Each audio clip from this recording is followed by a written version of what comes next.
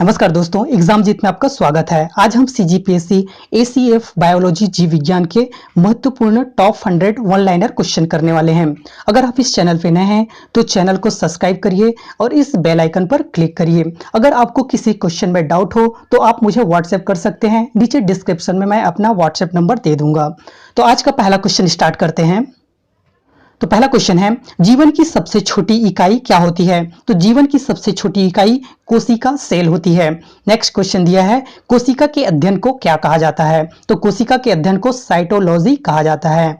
अगला क्वेश्चन दिया है, कोशिका शब्द का प्रयोग सर्वप्रथम किसने किया था? तो कोशिका शब्द का प्रयोग सर्वप्रथम रॉबर्ट हुक ने 1665 ईस्वी में किया था। अगला क्वेश्चन दिया है, सबसे छोटी कोशिका किसकी होती है? तो माइकोप्लाज्मी की कोशिका सबसे छोटी कोशिका होती है। अगला क्वेश्चन देखते हैं। तो अगला क्वेश्चन आपको दिया है, अगला क्वेश्चन दिया है, सबसे बड़ी कोशिका किसकी होती है? तो सबसे बड़ी कोशिका शुतुरमुर्ग के अंडे की कोशिका जो है सबसे बड़ी कोशिका होती है। अगला क्वेश्चन है, सबसे लंबी कोशिका किसकी होती है? तो सबसे लंबी कोशिका तंत्रिका तंत्र की कोशिका होती है। अगला क्वेश्चन आपसे पूछ सकता है, कोशिका सिद्धांत का प्रतिपादन किसने किया था? तो कोशिका सिद्धांत का प्रतिपादन स्लाइडन एवं स्वान नाम के दो व्यक्ति थे, जिसने 1838-39 में किया था। अगला क्वेश्चन देखते हैं। तो अगला क्वेश्चन आपको दिया है, कोशिका सिद्धांत के अनुसार प्रत्येक जीव की उत्पत्ति किससे होती है? तो कोशिका सिद्धांत के अनुसार प्रत्येक जीव की उत्पत्ति कोशिका से ही होती है। नेक्स्ट क्वेश्चन दिया है, कोशिका सेल कितने प्रकार के होते हैं? तो कोशिका सेल जो है दो प्रकार के होते हैं। एक होता है प्रोकैरियोटिक कोशिका और दूसरा होता है यूकैरियोटिक कोशिका सेल होता है। अगला क्वेश्चन देखते हैं। तो अगला क्वेश्चन आपको दिया है, किस प्रकार की कोशिका में केंद्रक नहीं पाया जाता, नहीं होता है? तो जितने भी प्रोकैरियोटिक सेल होते हैं उसमें केंद्रक नहीं होते हैं, जबकि जितने भी यूकैरियोटिक सेल होते हैं उसमें केंद्रक कोशिका पाया जाता है। अगला क्वेश्चन देखते हैं। तो अगला क्वेश्चन आपको दिया है, किस प्रकार की कोशिका प्रोटीन एवं कार्बोहाइड्रेट की बनी होती है? तो ये जो है जितने प्रोकैरियोटिक कोशिका होते हैं, सेल होते हैं, वो प्रोटीन एवं कार्बोहाइड्रेट की बनी होती हैं। अगला क्वेश्चन है, किस प्रकार की कोशिका सेल्यूलोज की बनी होती है? तो जितने भी यूकैरियोटिक सेल होते हैं वो सेल्यूलोज के बने होते हैं। अगला क्वेश्चन देखते हैं। तो अगला क्वेश्चन आपको दिया है, अगला क्वेश्चन दिया है, किस प्रकार की कोशिका में माइटोकॉन्ड्रिया अनुपस्थित होता है? तो प्रोकैरियोटिक कोशिका में माइटोकॉन्ड्रिया जो है अनुपस्थित रहता है। अगला क्वेश्चन है, किस प्रकार की कोशिका में माइटोकॉन्ड्रिया उपस्थित रहता है? तो जितने भी यूकैरियोटिक सेल होते हैं, यूकैरियोटिक कोशिका होते हैं, उसमें माइटोकॉन्ड्रिया उपस्थित होता है, प्रेजेंट होता है। अगला क्वेश्चन देखते हैं। तो अगला क्वेश्चन आपको दिया है, अगला क्वेश्चन दिया है, किस प्रकार की कोशिका में लाइसोसोम अनुपस्थित रहता है? यहाँ प्रिंटिंग मिस्टेक है। किस प्रकार की कोशिका में लाइसोसोम अनुपस्थित रहता है? तो पहला ऑप्शन दिया है प्रोकैरियोटिक कोशिका। प्रोकैरियोटिक कोशिका में कोशिका लाइसोसोम जो है अनुपस्थित रहता है। अगला क्वेश्चन दिया है, किस प्रकार की कोशिका में लाइसोसोम उपस्थित रहता है? तो जितने भी यूकैरियोटिक सेल होते हैं उसमें लाइसोसोम उपस्थित रहता है। अगला क्वेश्चन दिया है, किस प्रकार की कोशिका में डीएनए एकल सूत्र के रूप में मौजूद होते हैं? तो प्रोकैरियोटिक कोशिका में जो है डीएनए एकल सूत्र के रूप में मौजूद होते हैं। अगला क्वेश्चन देखते हैं। तो अगला क्वेश्चन दिया है, किस प्रकार की कोशिका में डीएनए दोहरे सूत्र के रूप में मौजूद होते हैं? तो यूकैरियोटिक कोशिका में डीएनए जो है दोहरे सूत्र के रूप में मौजूद होते हैं। अगला क्वेश्चन देखते हैं। तो प्रोकैरियोटिक कोशिका में श्वसन किसके द्वारा होता है? तो प्लाज्मा झिल्ली के द्वारा प्रोकैरियोटिक कोशिका में श्वसन होता है। अगला क्वेश्चन दिया है, यूकैरियोटिक कोशिका में श्वसन किसके द्वारा होता है? तो यूकैरियोटिक कोशिका में श्वसन किसके द्वारा होता है? माइटोकॉन्ड्रिया के द्वारा यूकैरियोटिक कोशिका में श्वसन होता है। अगला क्वेश्चन दिया है, अगला क्वेश्चन दिया है आपको, अगला क्वेश्चन है, लिंग प्रजनन क्षमता किस प्रकार की कोशिका में नहीं पाया जाता? तो लिंग प्रजनन क्षमता इनमें से किस प्रकार की कोशिका में नहीं पाया जाता? तो प्रोकैरियोटिक कोशिका में लिंग प्रजनन क्षमता नहीं पाया जाता। नेक्स्ट क्वेश्चन दिया है, लिंग प्रजनन क्षमता किस प्रकार की कोशिका में पाया जाता है? तो यूकैरियोटिक कोशिका में लिंग प्रजनन क्षमता पाया जाता है। अगला क्वेश्चन देखते हैं। तो अगला क्वेश्चन आपको दिया है, जीवाणु की कोशिका भित्ति सेल वॉल किस चीज की बनी होती है? तो ये पेप्टिडोग्लाइकान की बनी होती है। पेप्टिडोग्लाइकान की जीवाणु की कोशिका भित्ति सेल वॉल जो है पेप्टिडोग्लाइकान की बनी होती है। अगला क्वेश्चन दिया है तारककाय सेंट्रोसोम की खोज किसने किया था जो केवल जंतु कोशिका में पाया जाता है? तो बोबेरी नाम के व्यक्ति थे जिसने तारककाय सेंट्रोसोम की खोज किया था और ये केवल जो है जंतु कोशिका में पाया जाता है। अगला क्वेश्चन देखते हैं। तो अगला क्वेश्चन आपको दिया है पादप कोशिका में सर्वप्रथम राइबोसोम की खोज किसने किया था? तो पादप कोशिका में सर्वप्रथम राइबोसोम की खोज किसने किया था? तो रॉबिन्सन एवं ब्राउन नाम के दो व्यक्ति थे। रॉबिन्सन एवं ब्राउन उसने जो है 1953 ईस्वी में किया था। अगला क्वेश्चन देखते हैं। तो जंतु कोशिका में सर्वप्रथम राइबोसोम की खोज किसने किया था? तो जंतु कोशिका में सर्वप्रथम राइबोसोम की खोज जो है जीई पैलाडे नाम के व्यक्ति जिसने 1955 में किया था। जीई पैलाडे नाम के व्यक्ति ने जंतु कोशिका में सर्वप्रथम राइबोसोम की खोज किया था। अगला क्वेश्चन दिया है आपको राइबोसोम किस चीज का बना होता है? तो राइबोसोम जो है आरएनए एवं प्रोटीन का बना होता है राइबोसोम। अगला क्वेश्चन देखते हैं। तो अगला क्वेश्चन आपको दिया है आरएनए का पूर्ण नाम क्या है? तो आरएनए का पूरा नाम क्या है? Ribo nucleic acid. Ribo nucleic acid RNA का पूरा नाम है। अगला क्वेश्चन दिया है डीएनए का पूरा नाम क्या है? तो डीएनए का पूरा नाम है deoxyribonucleic acid. Deoxyribonucleic acid DNA का पूरा नाम है। अगला क्वेश्चन आपको दिया है। अगला क्वेश्चन दिया है प्रोटीन की फैक्ट्री किसे कहा जाता है? तो प्रोटीन की फैक्ट्री किसे कहा जाता है? राइबोसोम को प्रोटीन की फैक्ट्री कहा जाता है। नेक्स्ट क्वेश्चन दिया है माइटोकॉन्ड्रिया की खोज सर्वप्रथम किसने की थी? तो माइटोकॉन्ड्रिया की खोज सर्वप्रथम अल्टमैन नाम के व्यक्ति थे जिसने 1886 में माइटोकॉन्ड्रिया की खोज किया था। नेक्स्ट क्वेश्चन दिया है किसने माइटोकॉन्ड्रिया का नामकरण किया था? तो बेंडा नाम के व्यक्ति थे जिसने माइटोकॉन्ड्रिया का नामकरण किया था। अगला क्वेश्चन देखते हैं। तो नेक्स्ट क्वेश्चन आपको दिया है ऊर्जा युक्त कार्बनिक पदार्थों का ऑक्सीकरण कहां होता है? तो ऊर्जा युक्त कार्बनिक पदार्थों का ऑक्सीकरण कहां होता है? माइटोकॉन्ड्रिया में। नेक्स्ट क्वेश्चन दिया है कोशिका का पावर हाउस किसे कहते हैं? तो कोशिका का पावर हाउस माइटोकॉन्ड्रिया को ही कोशिका का पावर हाउस कहते हैं। अगला क्वेश्चन देखते हैं। तो नेक्स्ट क्वेश्चन आपको दिया है कोशिका का ईंधन किसे कहते हैं? तो कोशिका का ईंधन इसमें से किसको कहते हैं? माइटोकॉन्ड्रिया। माइटोकॉन्ड्रिया को कोशिका का ईंधन कहा जाता है। डीएनए कहां पाया जाता है? अगला क्वेश्चन दिया है डीएनए कहां पाया जाता है? तो माइटोकॉन्ड्रिया एवं क्लोरोप्लास्ट। माइटोकॉन्ड्रिया और क्लोरोप्लास्ट में डीएनए पाया जाता है। नेक्स्ट क्वेश्चन दिया है गाल्जी गाय की खोज किसने की थी? तो गाल्जी गाय की खोज किसने किया था? Camillo Golgi. कैमिलो गॉल्जी ने गाल्जी गाय की खोज किया था। अगला क्वेश्चन देखते हैं। तो नेक्स्ट क्वेश्चन आपको दिया है कोशिका के अणुओं का यातायात प्रबंधक किसे कहा जाता है? तो कोशिका के अणुओं का यातायात प्रबंधक इनमें से किसको कहते हैं? गाल्जी गाय। गाल्जी गाय को कोशिका के अणुओं का यातायात प्रबंधक कहा जाता है। अगला क्वेश्चन दिया है लाइसोसोम की खोज किसने की थी? तो लाइसोसोम की खोज डी ड्रूवे नाम के व्यक्ति थे जिसने लाइसोसोम की खोज किया था। अगला क्वेश्चन देखते हैं। तो नेक्स्ट क्वेश्चन आपको दिया है बाहरी पदार्थों का भक्षण व पाचन करने के लिए लाइसोसोम में कितने प्रकार के एंजाइम पाए जाते हैं? तो कितने प्रकार के एंजाइम पाए जाते हैं? कितने एंजाइम पाए जाते हैं? 24 एंजाइम पाए जाते हैं बाहरी पदार्थों का भक्षण एवं पाचन करने के लिए लाइसोसोम में 24 एंजाइम पाए जाते हैं। अगला क्वेश्चन दिया है आपको कोशिका का आत्मघाती थैली किसे कहते हैं? तो कोशिका का आत्मघाती थैली किसको कहा जाता है? लाइसोसोम। लाइसोसोम को कोशिका का आत्मघाती थैली कहा जाता है। अगला क्वेश्चन देखते हैं। तो अगला क्वेश्चन दिया है लवक किस में पाए जाते हैं? तो प्लास्टिड किस में पाए जाते हैं? सिर्फ पादप कोशिका में प्लास्टिड लवक पाए जाते हैं। अगला क्वेश्चन दिया है। नेक्स्ट क्वेश्चन आपको दिया है लवक कितने प्रकार के होते हैं? तो लवक कितने प्रकार के होते हैं? 3 प्रकार के होते हैं। एक होता है हरित लवक, अवर्णी लवक और वर्णी लवक। कितने प्रकार के लवक होते हैं? 3 प्रकार के लवक होते हैं, हरित लवक, अवर्णी लवक और वर्णी लवक। अगला क्वेश्चन देखते हैं। तो नेक्स्ट क्वेश्चन आपको दिया है हरित लवक का रंग कैसा होता है? तो हरित लवक का रंग होता है हरा। अवर्णी लवक का रंग होता है रंगहीन होता है। हरित लवक का रंग होता है हरा जबकि अवर्णी लवक का रंग होता है रंगहीन होता है। अगला क्वेश्चन दिया है।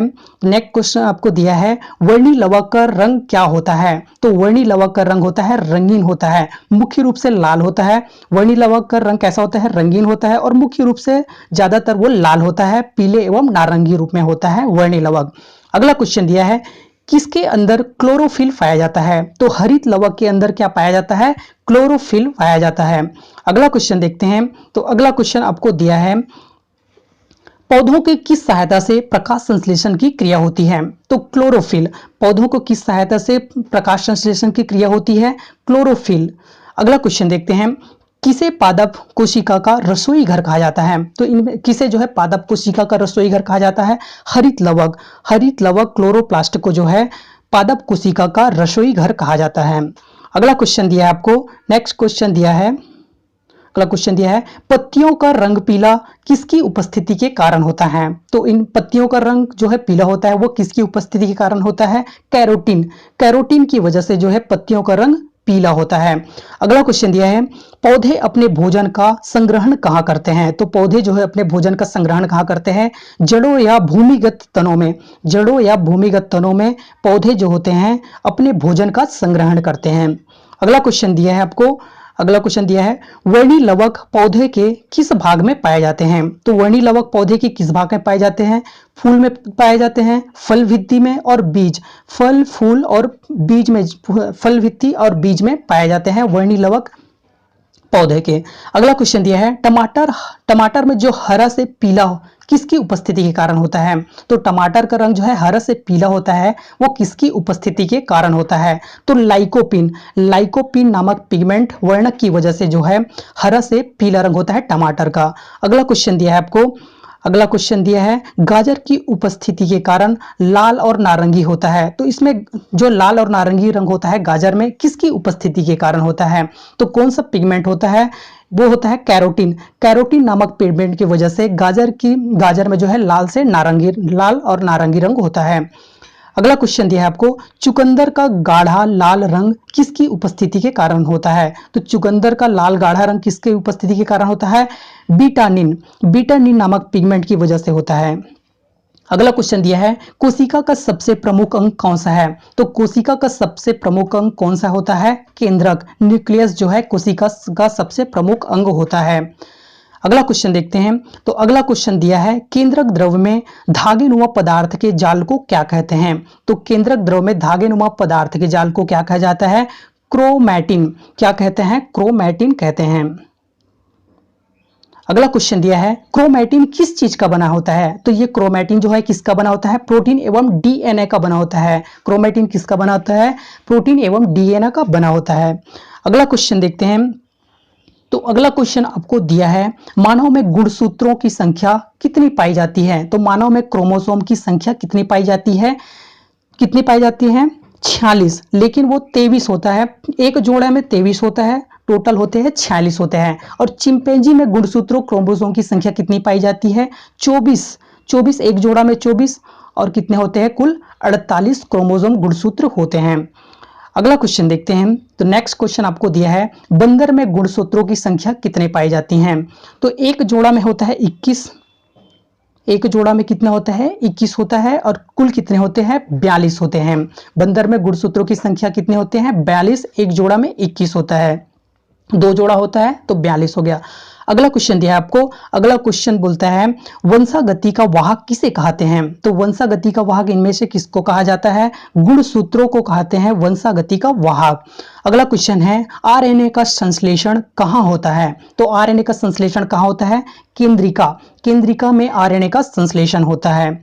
अगला क्वेश्चन देखते हैं। तो नेक्स्ट क्वेश्चन आपको दिया है डीएनए में मौजूद 4 क्षार बेस कौन कौन से हैं? तो डीएनए में क्षार जो होते हैं बेस कौन कौन से हैं? तो एडानिन पहला बेस होता है, उसको बोलते हैं एडानिन। दूसरा को बोलते हैं गुआनिन, थायमिन और साइटोसिन। गुआनिन, थायमिन, साइटोसिन, ये जो है 4 बेस क्षार मौजूद होते हैं डीएनए में। अगला क्वेश्चन दिया है आपको। अगला क्वेश्चन दिया है डीएनए में एडानिन, जो डीएनए में जो है एडानिन होता है वो सदैव किसके साथ जुड़ा होता है? वो जुड़ा होता है थायमिन। किसके साथ जुड़ा होता है? थायमिन के साथ जुड़ा होता है। अगला क्वेश्चन दिया है आपको। अगला क्वेश्चन दिया है डीएनए में साइटोसिन सदैव किसके साथ जुड़ा होता है? तो डीएनए में जो है साइटोसिन किसके साथ जुड़ा होता है? गुआनिन। गुआनिन के साथ जुड़ा होता है डीएनए में साइटोसिन। किसके साथ? गुआनिन के साथ। अगला क्वेश्चन दिया है डीएनए के डबल हेलिक्स मॉडल का प्रतिपादन किसने किया था? तो डीएनए के डबल हेलिक्स मॉडल का प्रतिपादन किसने किया था?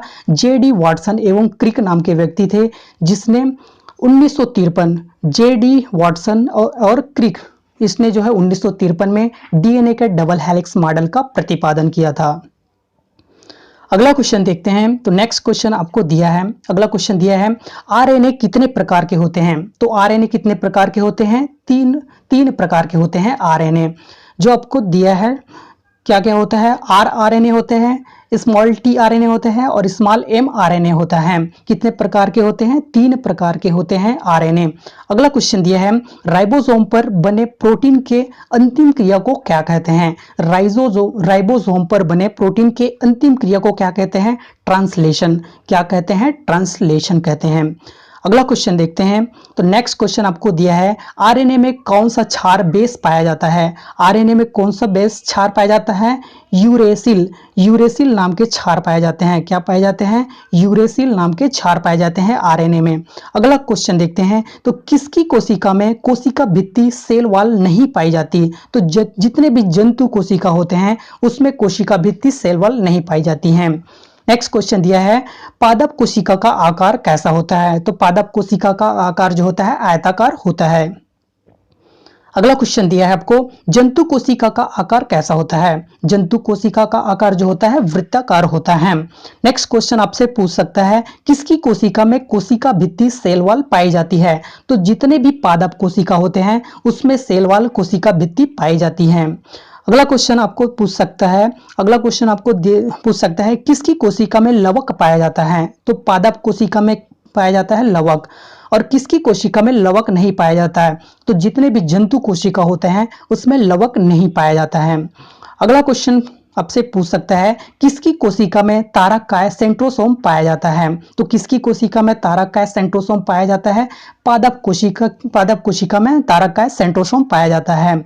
और जंतु कोशिका होते हैं उसमें तारककाय सेंट्रोसोम नहीं पाया जाता है। अगला क्वेश्चन पूछ सकता है आपसे, अगला क्वेश्चन दिया है कोशिका विभाजन को सर्वप्रथम किसने देखा था? तो कोशिका विभाजन को सर्वप्रथम किसने देखा था? विरचाऊ नाम के व्यक्ति थे, जिसने 1855 में विरचाऊ ने 1855 में कोशिका विभाजन को सर्वप्रथम देखा था। अगला क्वेश्चन दिया है कोशिका विभाजन मुख्यतः कितने प्रकार के होते हैं? तो कोशिका विभाजन कितने प्रकार के होते हैं? 3 प्रकार के होते हैं, असूत्री विभाजन, समसूत्री विभाजन और अर्धसूत्री विभाजन। असूत्री, समसूत्री और अर्धसूत्री विभाजन कोशिका विभाजन होते हैं। अगला क्वेश्चन देखते हैं। तो नेक्स्ट क्वेश्चन आपको दिया है असूत्री विभाजन किस में होता है? तो असूत्री विभाजन किस में होता है? जीवाणु में होता है, नीलहरित शैवाल में होता है, यीस्ट में होता है, अमीबा में होता है और प्रोटोजोआ में। इन सब में जो है असूत्री विभाजन होता है। अगला क्वेश्चन दिया है आपको समसूत्री विभाजन किस में होता है? तो समसूत्री विभाजन जो है कायिक सेल, सोमैटिक सेल जो होता है कायिक सेल में जो है समसूत्री विभाजन होता है। अगला क्वेश्चन देखते हैं। तो नेक्स्ट क्वेश्चन आपको दिया है समसूत्री विभाजन को सर्वप्रथम किसने देखा था? तो समसूत्री विभाजन को सर्वप्रथम किसने देखा था? वाल्थेर फ्लेमिंग ने 1879 में वाल्थेर फ्लेमिंग ने समसूत्री विभाजन को सर्वप्रथम देखा था। अगला क्वेश्चन देखते हैं। तो नेक्स्ट क्वेश्चन दिया है अर्धसूत्री विभाजन की सर्वप्रथम खोज किसने की थी? तो अर्धसूत्री विभाजन की सर्वप्रथम किसने खोज किया था? बीजमैन नाम के व्यक्ति थे, जिसने अर्धसूत्री विभाजन का खोज किया था। नेक्स्ट क्वेश्चन आपको दिया है अर्धसूत्री विभाजन किन कोशिका में होता है? तो जनन कोशिका में जो होता है अर्धसूत्री विभाजन। जनन कोशिका में क्या होता है? अर्धसूत्री विभाजन होता है।